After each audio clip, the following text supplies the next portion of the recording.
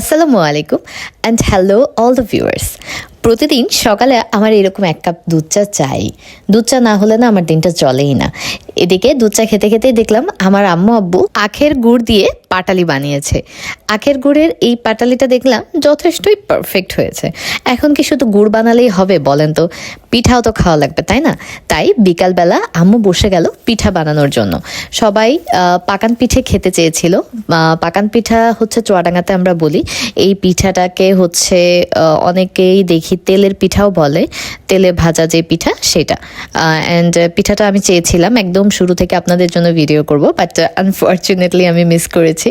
প্রথমে আম্মু চাউলের গুঁড়াটাকে গুড় দিয়ে এবং পানি দিয়ে খুব ভালোভাবে মথে 1 থেকে 2 ঘন্টা রেস্টে রেখে দিয়েছিল, যেহেতু শুকনো চালের গুঁড়াটা আমরা নিয়েছিলাম।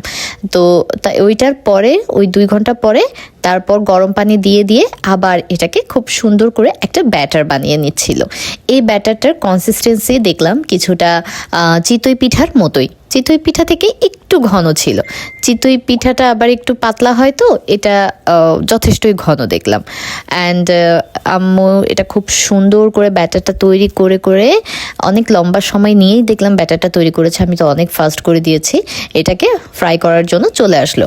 ফ্রাইটা আমরা হচ্ছে ইতে করব না, লাকড়ির চুলায় করব না, যেহেতু রাত হয়ে গিয়েছে। তাই ঘরের ভিতরে গ্যাসের চুলাতেই আমরা ফ্রাই করছিলাম। অ্যান্ড ফ্রাই করার প্রথম দিকে না দেখলাম যে 2-1টা পিঠা খুব একটা ভালো হয়নি, যেহেতু আমি উপস্থিত থাকলে না এই পিঠা খুব একটা ভালো হয় না। সো আমি এখান থেকে প্রস্থান করার চিন্তা করলাম।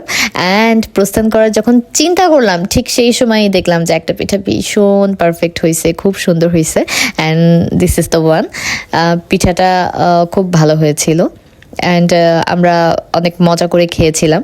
বাসায় যখন আমরা থাকি তখন আমাদের সাথে আমার নানি, আমার খালামুনি ওনারাও থাকে। সবাই মিলে আমরা খুব মজা করে পিঠা খেয়েছিলাম। শীতের সময় আসলে গরম গরম পিঠা খাওয়ার মজাই আলাদা। এই পিঠাটা আবার হচ্ছে না ইনস্ট্যান্টলি খেয়ে রেখেও দেওয়া যায়, এটাকে আর কি ফ্রিজেও সংরক্ষণ করা লাগে না। দীর্ঘ সময় এটা ভালো থাকে অ্যান্ড খুব বেশি শক্তও থাকে না। আমার নানি এই পিঠাটাকে গরম গরম খাওয়ার থেকে বাসি হয়ে গেলে তখন খেতে বেশি পছন্দ করে। এইটা নাকি তখন তার কাছে আরো বেশি মজা লাগে। তবে আমি না গরম গরমই খাই। আর তার থেকে বড় কথা, আমার না একটু অ্যাসিডিটির সমস্যা আছে। খুব বেশি খাইলে, অর্থাৎ 2 থেকে 3টার বেশি যদি হয়ে যায় কোনোভাবে, তাহলে আমার আবার একটু অ্যাসিডিটির সমস্যা হয়। এই জন্য আমি খুব বেশি খাইনি। অ্যান্ড দেখেন পিঠাটা কি সুন্দর ফুলছে। আর একটা সত্যি কথা বলি, আমি আজ পর্যন্ত কোনোদিন এই পিঠা বানাইনি। আমি পিঠা বানানো তো কেন জানি খুব পিছিয়ে আছি, তাই এই পিঠাটা আমার এখন পর্যন্ত নিজে হাতে বানানো হয়নি।